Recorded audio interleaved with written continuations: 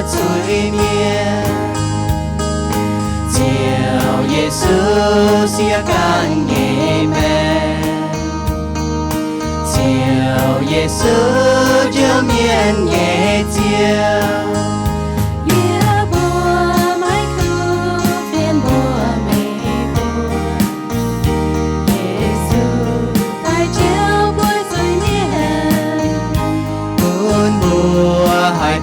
xiang chiang mẹ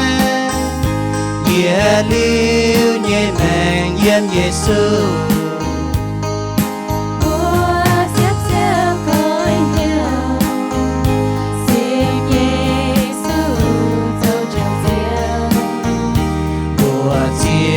hai tư bèn o quay tư xiang nhẹ chiang mẹ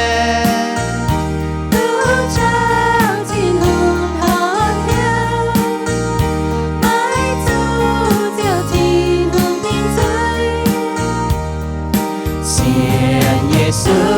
trên chia nhẹ kỳ xiên Giêsu trái chia nhẹ kỳ tại xiên Giêsu chiều phải ye bữa xuân khu phiền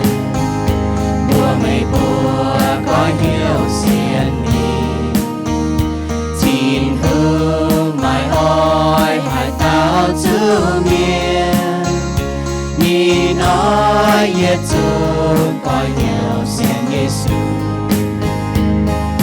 Giêsu tai chưa lung địa miên